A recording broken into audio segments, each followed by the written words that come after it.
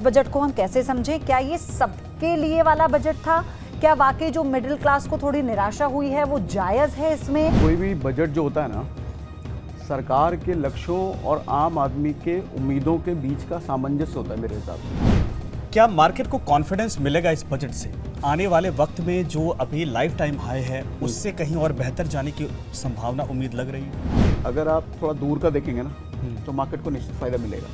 अगर इमीडिएटली देखेंगे, आज की बात अगर करेंगे, जैसे मार्केट धड़ाम से गिर गया, वो पहले से एक्सपेक्टेड था। ये जो आज का बजट था ये क्या क्या था? गुड था, वेरी गुड है कि एक्सीलेंट है?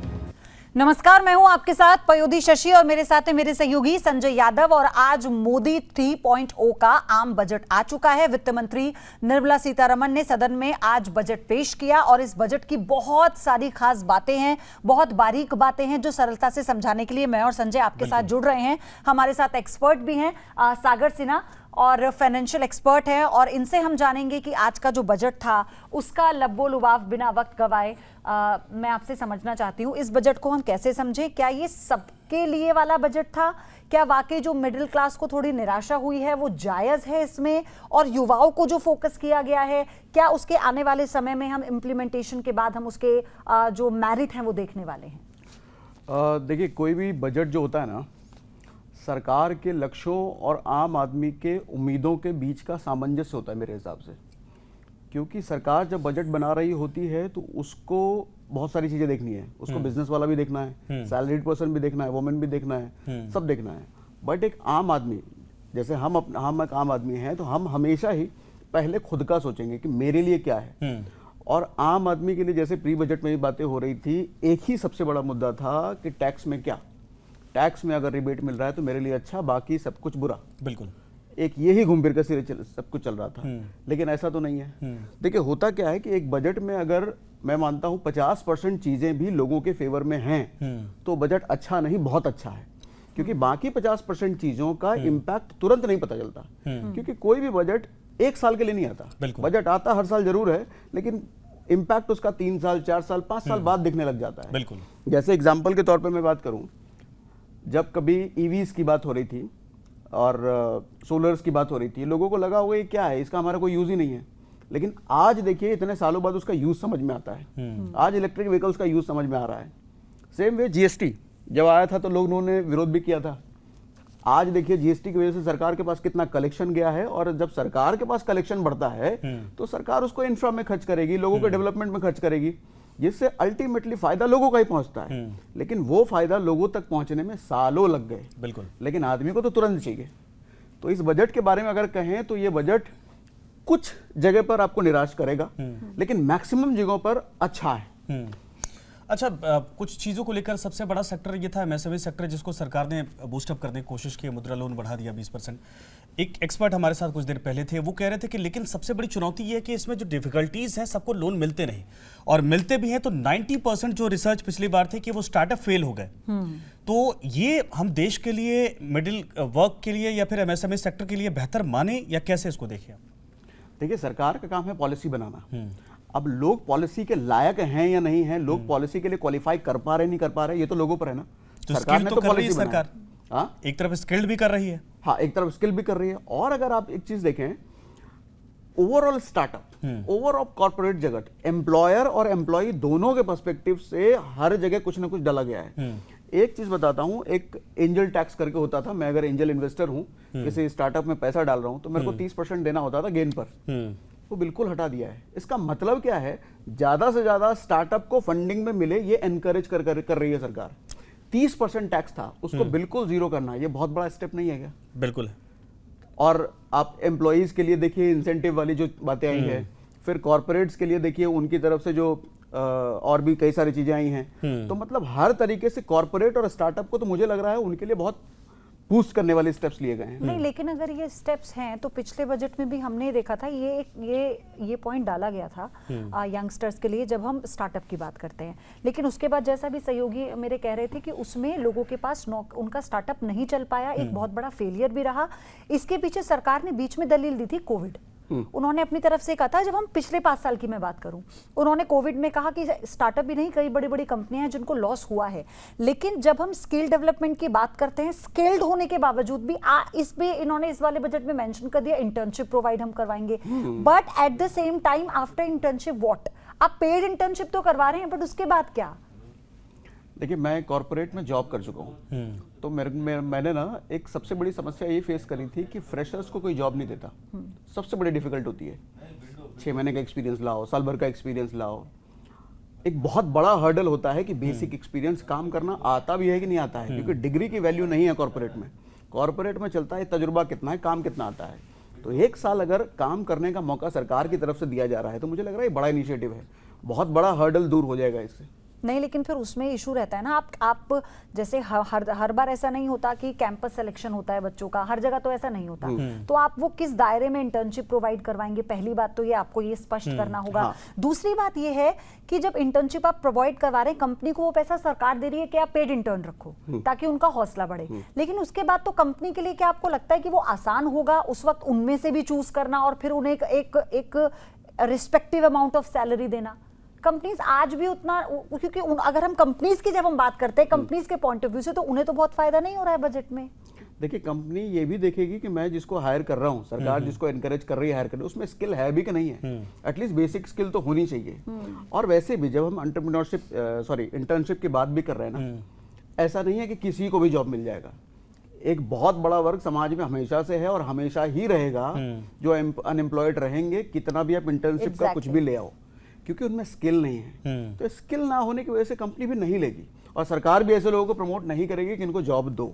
तो अल्टीमेटली घूम फिर के बात तो स्किल पर आएगी, और स्किल के लिए सरकार ने किया है इस बार। नहीं, बड़ी चुनौती ये भी है कि उन कंपनियों में स्पेस होगा कि नहीं होगा, क्योंकि रोजगार के अगर स्पेसेस होंगे, वैकेंसीज होंगे, तो फिर उनको फुलफिल किया जाएगा, वरना ऐसा ना हो कि वो स्किल्ड हो के इंटर्नशिप करने के बाद वो फिर से वापस लौट जाएं। हाँ। एक बड़ा चैलेंज है। टॉप 500 कंपनीज की बात हुई है। हाँ। तो जब टॉप 500 कंपनीज की बात हुई है तो वहाँ स्पेस रहता है, वो बफर में भी रखते हैं, तो वहाँ वो स्पेस की दिक्कत नहीं होती है। अच्छा, अब आते हैं एक पॉइंट पे, share market. STT service tax को लेकर आज जो शेयर मार्केट डाउन हुआ, ये एक बड़ा इम्पैक्ट कहा जा रहा है कि उससे पैनिक सेलिंग आई थी। Exactly. ये बताइए, हाँ, ये क्या वाकई में ये असर करेगा आने वाले वक्त में? सरकार को इससे फायदा तो होगा, लेकिन जो ट्रेडर्स हैं, जो इन्वेस्टर्स हैं, वो आएंगे, उनको भरोसा होगा, उनकी जेब से मूटा जा रहा है? क्योंकि शॉर्ट टर्म और long term capital gain tax में जो इन्होंने बदलाव किया है, उसी में मैं जोड़ रही हूँ, आप उसको बताएं कि इससे कितना असर पड़ने वाला है। देखिए, पहले STT पर आता हूँ। STT F&O पर लगता है, बाइंग पर भी, सेलिंग पर भी। और ये है क्या, ये पर ट्रेड लगता है। आप प्रॉफिट कमाओ, लॉस कमाओ, ये STT तो देना पड़ेगा, और ये लगभग 60% बढ़ाया गया है।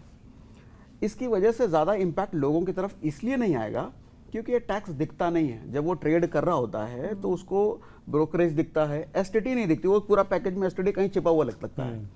अभी कुछ समय पहले तक आपने देखा होगा 30% टैक्स की बात चल रही थी, जिसकी वजह से सोशल मीडिया पे बड़ा हो हल्ला था, ये तो गलत है, ऐसा नहीं होना चाहिए। STT एक ऐसी चीज है, आप टैक्स दे दोगे, मतलब ट्रेडर टैक्स दे देगा, उसको पता भी नहीं चलेगा। जाएगा तो सरकार का फायदा तो होगा, लेकिन देने वाले को खलेगा इसलिए नहीं क्योंकि वो दिखेगा नहीं। हालांकि वो STT ज्यादा दे रहा होगा। अच्छा, इसकी वजह से ज्यादा नुकसान रिटेल ट्रेडर्स को होगा। रिटेल ट्रेडर्स जो बार बार छोटे अमाउंट से ट्रेड करते हैं, क्योंकि आप कुछ पोजिशनल ट्रेडर होते हैं, आज ट्रेड लिया, वो 1 हफ्ते बाद क्लोज करेंगे, 2 हफ्ते बाद क्लोज करेंगे, तो एक ट्रेड पर STT एक ही बार लगेगा। लेकिन रिटेल ट्रेडर जो छोटे ट्रेडर होते हैं, 10,000 15,000 से कर रहे हैं, वो 1 हफ्ते में हो सकता है 20 बार कर ले, 25 बार करे। बड़ा बूम तो यही आया था ना कोविड के बाद, कि बड़ी संख्या में मार्केट में पैसा है, ऐसे यूथ थे, नए लोग थे। अब उनके लिए चुनौती यही है कि अगर वो छोटा ट्रेड 10,000 का भी करते हैं, उसमें से 700 800 900 का अमाउंट अच्छा खासा जाएगा उनके लिए। दूसरा, ये लॉन्ग टर्म जो थे वो सेफ थे कि भैया इन्वेस्ट कर दिया हमने, पैसा समझ में आता है। अब उनको भी मोटा चार्ज देना पड़ेगा। तो ये वही मैं कह रहा हूं कि ये इन्वेस्ट के मायने में, या कहा जाए कि जो मार्केट पर भरोसा कर रहे थे उनके लिए सही है, या मार्केट से मूव आउट करना शुरू कर देंगे वो?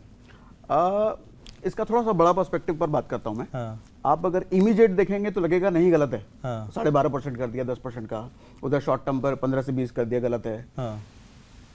अभी देखिए, जैसे बिहार में 26,000 करोड़ का बजट दिया है, बिल्कुल, और भी टूरिज्म पर बहुत सारी चीजें करी गई है, ये इंटर्नशिप की बातें, बहुत सारी चीजें हुई है। अल्टीमेटली पैसा, महंगाई सिर्फ हमारे लिए नहीं बढ़ रही, गवर्नमेंट के लिए बढ़ रही है ना। पैसा आएगा किधर से? गवर्नमेंट हमसे लेगी ना।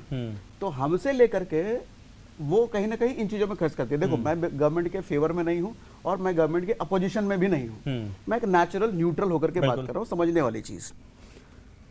स्टॉक मार्केट में आप अगर इकोनॉमी देखें, इस गवर्नमेंट को ये पता है कि हम इकोनॉमी तो बढ़ाएंगे, ऊपर तो लेकर के जाएंगे हम देश को, पीएसयूज तो बढ़ेंगे, कॉन्ट्रैक्ट तो मिलेगा, ये 26,000 करोड़ किसी न किसी पीएसयू का तो फायदा कराएगी ना। इसका मतलब सरकार ये भी समझ रही है और समझा भी रही है कि हम तुमको पैसा बनवा के देंगे, स्टॉक मार्केट तो ग्रो करेगा।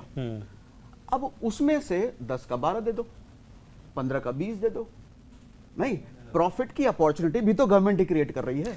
लेकिन तो ये भी तो है, सेबी खुद कहती है कि भाई 10% में से अगर 10 लोग ट्रेड कर रहे हैं तो एक ही प्रॉफिट कमाता है, 9 लॉस करते हैं, तो एक बहुत बड़ा मार्जिन तो पब्लिक के लिए भी तो ये लॉस वाला है।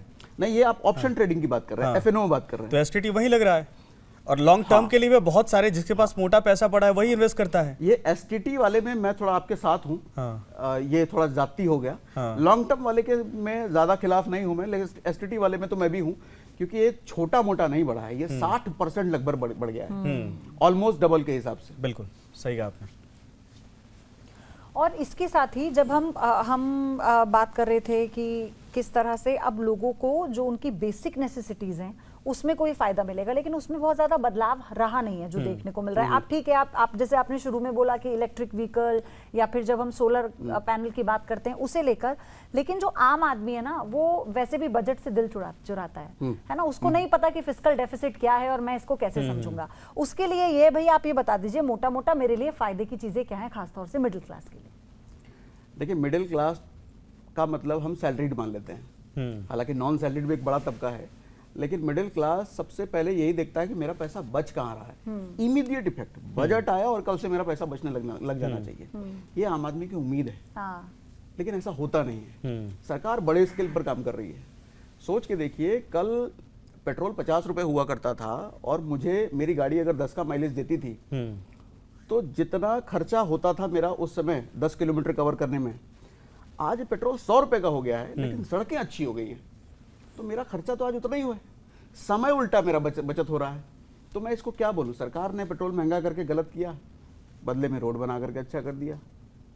समझ रहे, चीजें कहीं से आपसे ली जाती है और कहीं लौटा दी जाती है। मैं इसे ऐसे समझूं, अगर आम लोगों की भाषा में, भाई हम ये कह रहे हैं कि कई, अच्छा पहली बात तो ये कि लोग ये जब ये शायद एक भ्रम है, आप एक्सपर्ट हैं तो आप भी इसको क्लियर करेंगे कि जब ये कहते हैं ना कि जब ज्यादा कर्जा किसी देश पर हो जाता है, उसकी दर जीडीपी से भी ज्यादा जब कर्जे की होती है, वो तो जर्मनी और ब्रिटेन जैसे देश भी इस पर रिस्क लेते हैं ऐसा कर, लेकिन आप उस कर्जे को कैसे यूज कर रहे हो। अगर आप ये कहते हो कि आप उस कर्जे को कंस्ट्रक्टिव वे में यूज कर रहे हो, जैसे अभी आप कह रहे थे हाईवेज बना दिए, तो उससे आप टैक्स लोगे तो आपको घाटा कम होगा। अगर आप लोगों में बांट रहे हो तो उससे ये हो जाएगा कि लोग उसे खर्च करेंगे, मार्केट में डिमांड बढ़ेगी, सप्लाई कम होगी, तो उसमें महंगाई बढ़ जाएगी। तो फिर आप इसे कैसे जस्टिफाई करेंगे लोगों के बीच में कि देखिए जो कर्जा हम ले रहे हैं, हम इससे कंस्ट्रक्शन भी कर रहे हैं, लेकिन हम टैक्स भी आपसे लेंगे और वो भी बढ़ा हुआ लेंगे, उसमें आपको कोई, हम उसमें सहूलियत नहीं देंगे। बिल्कुल सही। इसको देखिए, जस्टिफिकेशन, ये चीजें तो समय के हिसाब से क्लियर होंगी। लोगों को समय लगता है ये चीजें समझने में, स्पेशली आम आदमी। जो कॉर्पोरेट वर्ल्ड के लोग हैं वो फिर भी 5 साल 10 साल 20 साल का हिसाब किताब लगा के समझ जाते हैं मेरे को क्या क्या मिलने वाला है। आम आदमी, जैसा मैंने अभी बोला कि इमीडिएट इफेक्ट, तो ये तो नहीं होने वाला, ये समय ही लगेगा। आम आदमी को ऐसा लगेगा अभी कि मैं कॉम्प्रोमाइज कर रहा हूँ, मुझे लूट लिया गया, मुझे कुछ नहीं मिला, लेकिन over the period of time उनको भी लगने लग जाएगा। जैसे आज बहुत सारी चीजों हमने ईवी की बात कर ली, ऐसा भविष्य में भी लगने लग जाएगा, अच्छा ये उस टाइम आया था जिसकी वजह से आज मुझे फायदा मिल रहा है। और वैसे भी ऑप्शन हमारे पास है नहीं, हम कर क्या सकते हैं? नहीं, मेन चीज तो क्या यही पॉइंट है कि ऑप्शन नहीं है हाँ, कि हम क्या कर क्या सकते हैं, हमारे पास जो अच्छा देखिए पिछले 1 साल के भीतर, बस मैं एक बात चीज ऐड कर दूं, फिर आप बोलना कि हमने ये पैटर्न अब तक के कई बजट्स में देखा है। हम पिछले बजट से भी पिछले वाला बजट देखें तो हम ये देख रहे हैं कि बहुत ऊपर नीचे का बदलाव हो रहा है, क्योंकि हमें एक सेम स्लैब पर चलते जाना है। वो जो इम्प्लीमेंटेशन की बात आपने की ना, कि जब तक वो इम्प्लीमेंटेशन हमें समझ में नहीं आएगा, चाहे हमारी मार्केट हो फिर चाहे हमारी इकोनॉमी हो, हम उसमें देख ही नहीं पाएंगे उसको। बिल्कुल सही, बिल्कुल सही। अच्छा, लॉन्ग टर्म की अगर बात करें, पिछले 10 साल का अगर टेन्योर देखा जाए सरकार का, जो हम जनरली एक आम आदमी की बात करते हैं, उसमें कोई चीज ऐसी नहीं जो उम्मीद की जा रही थी कि 10 साल ठीक है सड़कें बहुत अच्छी बन गई। एक सेक्टर था जिसको लेकर हमारे जितने एक्सपर्ट आए थे उन लोगों ने कहा नो डाउट सरकार ने काम किया है, चाहे सड़क बिहार की परिवहन। बात हो चाहे हिंदुस्तान के किसी भी हिस्से में सड़कें अच्छी बनाई है। लेकिन बाकी दूसरे सेक्टर में जो उम्मीद लोगों की थी वो चाहे किसानों का हो, चाहे हेल्थ सेक्टर हो, चाहे महंगाई के मसले पर हो, चाहे पेट्रोल डीजल कम करने के मसले पर हो, चाहे दाल तिलहन से लेकर दूध तक, उसमें हाँ। कहीं भी उसको कहीं फायदा मिला नहीं इसमें और पिछले जेब 9 में पैसा सालों आया में- नहीं। पिछले 9 सालों में 2 मंत्रालय, रक्षा डिफेंस और उसके बाद जो मेरे सहयोगी बता रहे हैं संजय, सड़क परिवहन, अगर हम मंत्रालयों को जब एलोकेशन की बात करते हैं, एलोकेशन ऑफ मनी, इन दो को सबसे ज्यादा मिला है। फिर सही बात है ना, किसान जो कि एक आम आदमी भी है, जो एक मिडिल क्लास भी है, उसको आप कैसे सेटिस्फाई इस बार तो सवाल ये भी कि रेलवे को भी बहुत कुछ नहीं मिला, जो आम लोगों का ट्रैवल का सबसे बड़ा माध्यम है। हाँ, अच्छा अभी आप देखें तो अभी कुछ दिनों पहले इंटरिम बजट गया फरवरी में, और अभी अभी तुरंत ये आ गया, तो बहुत ज़्यादा टाइम डिफरेंस है नहीं। आप बहुत सारी चीज़ें देखें जो इस वाले बजट में कवर नहीं किया गया। डिफेंस की कोई बात नहीं हुई। इसका रीज़न ये कि डिफेंस की बात फरवरी में ऑलरेडी बात हो चुकी है और अच्छा खासा फंड डिफेंस को गया है। रेलवे की भी बात फरवरी में हो चुकी है। तो मुझे ऐसा लगता है कि सरकार ये मान के चल रही है कि अभी ज़्यादा से समय है नहीं, अगला साल तुरंत फिर फरवरी आ जाएगा कुछ महीनों बाद। तो मुझे लग रहा है इसको और इंटरिम बजट को सरकार एक साथ मिला कर देख रही है ना, तो ये शायद पर्सपेक्टिव हो सकता है। अच्छा, लेकिन क्या मैं जानना चाहती हूँ कि क्या इसे बहुत चैलेंजिंग, हम सरकार, भाई कोई भी सरकार ये तो नहीं दिखाएगी कि उसके ऊपर फाइनेंशियल क्या चैलेंजेस हैं, वो ये बताती है इसलिए बजट पेश करने से पहले, ताकि लोगों को समझ पाए, थोड़ी सिंपैथी मिल जाए, भाई इसलिए हम आपको ये नहीं दे रहे। लेकिन इस वक्त आप चैलेंज के तौर पर इसे कैसे देख रहे हैं कि आने वाले 5 सालों में क्या क्या चैलेंजेस रहने वाले हैं इस बजट के पेश होने के बाद? इस बजट के पेश होने के बाद देखिए, एक तो महंगाई एक ऐसी चीज है जो मुद्दा सदियों से रहा है और सदियों तक रहेगा, और ये भी है कि महंगाई ना कभी रुकी है ना रुकेगी। अच्छा, एक लाइन मैं चाहूंगा इसमें जोड़ दूं। कल आर्थिक सर्वेक्षण जब पेश किया गया था तो इसमें हाईलाइटेड पॉइंट था कि 6.5 to 7% ये महंगाई दर चलेगी। अब आप मैं चाहूंगा कि जवाब को पूरा करिए, क्योंकि पब्लिक के दिमाग में ये भी है कि हमें कम है बहुत सर। हाँ। 6 to 7% पब्लिक जितनी चीजें यूज करती है ना, राशन पानी से लेकर के कपड़े, पेट्रोल, मुझे लगता है शायद उसके यूज का 40-50% चीजें ऐसी होंगी जो 6-7% से महंगी हो रही है। हाँ। मैक्सिमम चीजें 10% से ऊपर ग्रो हो रही है। खाने पीने की चीजें, खाने का तेल आप देखो 10% से ऊपर हर साल बढ़ जाता है। बिल्कुल। मेडिकल दवाइयां आप देखो 15% से ऊपर हर साल बढ़ जाता है। हॉस्पिटलाइजेशन का खर्चा 15-20% के ऊपर हर साल बढ़ जाता है। तो 6-7% तो मुझे लग रहा है ये सिर्फ आंकड़ा देखने दिखाने के लिए है। महंगाई 10% से ऊपर बढ़ मुझे रही ऐसा है। लग रहा है आपकी इस बात पे कि हमने, और टैक्स स्लैब में हमने ज्यादा बदलाव भले ही ना देखा हो, लेकिन अगर हम कैंसर की दवाओं की बात कर रहे हैं, हम दवाइयों की बात कर रहे हैं, हम इलेक्ट्रॉनिक गैजेट्स की बात कर रहे हैं, हम सोने की बात कर रहे हैं, तो इस पर लोगों को राहत मिल रही है। तो मतलब ये एक तरह का वो हो गया कि चलिए, अगर आपको टैक्स में हमने निराश किया है तो हमें छोटी छोटी चीजें हैं जो आपके लिए थोड़ी सस्ती कर देते हैं। आप इसको ऐसे देख सकते हैं कि टैक्स में अगर निराश किया है, कमाने का मौका दिया है, इंटर्नशिप है ना, कमाने का मौका दिया है, स्टार्टअप में इन्वेस्ट करने का, स्टार्टअप को ग्रो करने का, एम्प्लॉयर एम्प्लॉई दोनों के लिए कुछ दिया है। अल्टीमेटली बात सही भी ये है कि कोई भी देश की इकोनॉमी टैक्स बचा करके बड़ी नहीं होती है, ज्यादा कमाई होने से बड़ी होती है। तो सरकार का ये फोकस है, शायद अपने लफ्जों में वो कह नहीं पाए कि कमाई बढ़ाओ। अच्छा, एमएसएमई सेक्टर में कमाई ठीक है, इन्वेस्ट होगा, पैसा सरकार दे रही है कि आप कुछ अपना शुरू करिए, लेकिन जॉब क्रिएशन को लेकर आपको लगता है कि बहुत कुछ इसमें चीजों को फोकस किया गया है? एग्जैक्टली, क्योंकि चाहे वो गवर्नमेंट सेक्टर हो चाहे प्राइवेट सेक्टर और क्या 4 करोड़ गवर्नमेंट सेक्टर में जॉब आने वाले 5 सालों में आसान लक्ष्य लग रहा है आपको? इसमें सबसे बड़ी जो डिफिकल्टी आएगी ना, सरकार ने वादा तो कर दिया इतना जॉब्स क्रिएट करेंगे, अब इतने लायक लोग भी तो होने चाहिए। एग्जैक्टली। अगर लायक लोग नहीं हैं, आप फिर भी उनको जॉब नहीं दिला सकते हो। अगर जॉब मिल भी गई, जिस कंपनी में जाएंगे वो उसका नुकसान करेंगे, तो कंपनी वाला भी नहीं रखेगा। अब ये इंडिविजुअल्स की रिस्पॉन्सिबिलिटी आ गई, हर नागरिक की। अगर मैं लायक हूँ, आप 5 क्लर्क तो नहीं रखेंगे ना, देखिए। हाँ, बिल्कुल गवर्नमेंट जॉब के नाम पर आप 5 क्लर्क नहीं रखेंगे। अच्छा सर, अब आते हैं मार्केट पर। मुझे पता चला कि आप मार्केट को अच्छी तरीके से समझते हैं। क्या मार्केट को कॉन्फिडेंस मिलेगा इस बजट से? आने वाले वक्त में जो अभी लाइफ टाइम हाई है उससे कहीं और बेहतर जाने की संभावना, उम्मीद लग रही है? सर, अगर आप थोड़ा दूर का देखेंगे ना, तो मार्केट को निश्चित फायदा मिलेगा। अगर इमीडिएटली देखेंगे, आज की बात अगर करेंगे, जैसे मार्केट धड़ाम से गिर गया, वो पहले से एक्सपेक्टेड था कि पब्लिक, आम आदमी के फेवर में अगर कुछ नहीं गया तो मार्केट गिरेगा, और वही हुआ भी। लेकिन लॉन्ग टर्म का विजन, जैसे एम्प्लॉयर एम्प्लॉय की हमने बात करी, स्टार्टअप्स वगैरह की बात करी, ये टूरिज्म वाली बात हमने करी, एक्सपोर्ट ड्यूटी घटी, इन सब की बात करें तो ये सब कहीं ना कहीं कॉर्पोरेट्स को फायदा देगी। और स्पेशली गवर्नमेंट का जो इतना ये 26,000 करोड़ बिहार के लिए, ये सब कॉन्ट्रैक्ट कहीं ना किसी पीएसयू के पास जाएगा। तो मैं तो बड़ा पीएसयू के लिए बड़ा पॉजिटिव रहता हूँ। पीएसयू देखिए एक ऐसी चीज है कि जिस भी पीएसयू में गवर्नमेंट का स्टेक ज्यादा है, मैं कहता हूँ 70% से ज्यादा, वो पीएसयू आदमी को कमा के देगा। क्योंकि वहां पर गवर्नमेंट के लिए अपॉर्चुनिटी है कि कल को उसको बड़ा बन करके गवर्नमेंट अपना शेयर डाइल्यूट कर सकती है ना। और चूंकि वो पीएसयू है, गवर्नमेंट का मैक्सिमम स्टेक है, तो गवर्नमेंट उसको बढ़ाने के लिए काम करेगी।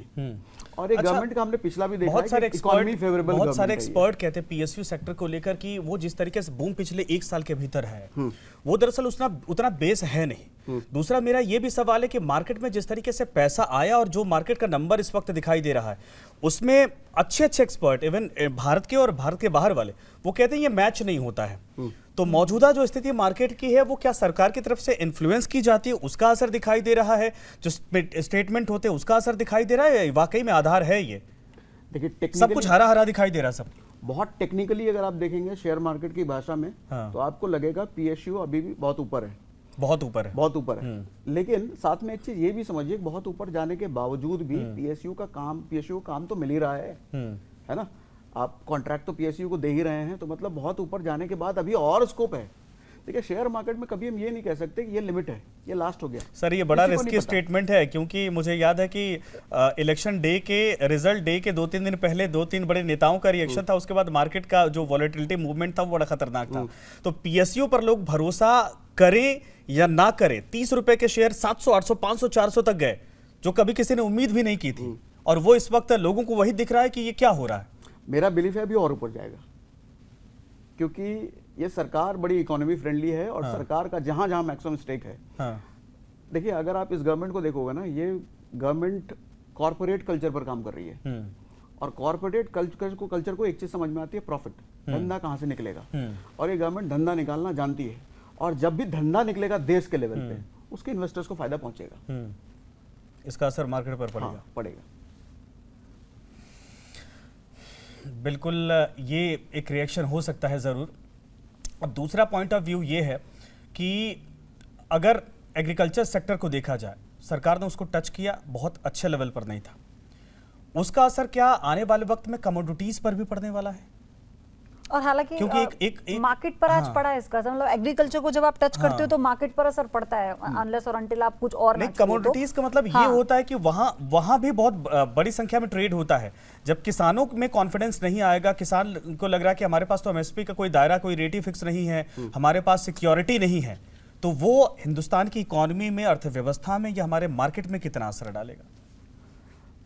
देखिए किसानों के साथ काम करने में सबसे बड़ा चैलेंज ये है ना, किसान एक ऐसा कम्युनिटी है जो कि किसी भी अर्थव्यवस्था का बेस है, सबसे निचले स्तर पर किसान है, उसका मजबूत होना बहुत जरूरी है। लेकिन दिक्कत है सबसे बड़ी कम्युनिकेशन की। जो पॉलिसी ऊपर बन रही है वो किसानों तक क्या पहुंच रही है क्या? किसान ज्यादातर बहुत पढ़े लिखे नहीं हैं, वो अपने रूरल एरिया में रहते हैं, इंटरनेट बहुत अच्छा यूज नहीं करते, बजट में क्या आया नहीं आया किसी को कुछ खबर नहीं है, क्या पॉलिसी उनके लिए। लेकिन सर वो आ जाते हैं दिल्ली तक बैठने के लिए कि हमें एक एमएसपी नाम की चीज है जो दे दीजिए। अलग मैं देखता हूं, अलग अलग किसान के अलग अलग राज्यों के ना कैटेगरी अलग अलग है। ये आप दरअसल उन्हें राज्य स्तर पर भी उन्हें सेटिस्फाई किया जाता रहा है कदम कदम पर। अगर इसको हम चलो ऐसे देखते हैं कि ऑपोजिशन और वो देखते हैं, बट एक टाइम पे अगर हम ऐसे देख रहे हैं कि एक संयुक्त रूप से हर राज्य का किसान इस डिमांड को उठाता है, तो अगर उस पे केंद्र की तरफ से कोई मतलब कोई अगर ऐसा कोई समाधान नहीं निकाला गया, तो राज्य स्तर पर हमने देखा है कि सरकार ने उसे सेटिस्फाई किया है। बट जो बात संजय कह रहे थे कि इसका मार्केट पे कितना असर पड़ेगा, इस अगर हम एग्रीकल्चर सेक्टर की बात करते हैं तो देखिए एग्रीकल्चर सेक्टर तो मुझे लगता है बढ़ेगा, क्योंकि आने वाले समय में ना आप देखो जमीनें कम हो रही हैं, लिमिटेड जमीन है, आबादी उधर बढ़ रही है, जमीनें इधर कम हो रही हैं, मतलब एक छोटा एरिया रह जाएगा खेतीबाड़ी करने के लिए, खाने पीने की चीजें उगाने के लिए। तो जो आदमी खाने पीने की चीजें उगा रहा है उसकी डिमांड बढ़ेगी, वो ज्यादा पैसे मांगेगा। पर वो इट्स आई थिंक मुझे लगता है बहुत दूर की बात, बहुत दूर हो गया, ये बहुत दूर। खैर एनीवेज मेरे पास समय की कमी है, एक 10 सेकंड में आपका reaction.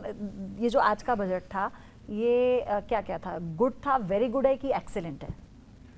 On immediate effect 6 out of 10 good, लेकिन लॉन्ग टर्म में 9 आउट ऑफ 10 मतलब गुड था। हाँ ओके, बहुत बहुत धन्यवाद आपका हमारे साथ। Thank you very much. Thank you. News nation अब व्हाट्सएप पर खबरों के ताजा अपडेट के लिए न्यूज नेशन के इस क्यूआर कोड को स्कैन करें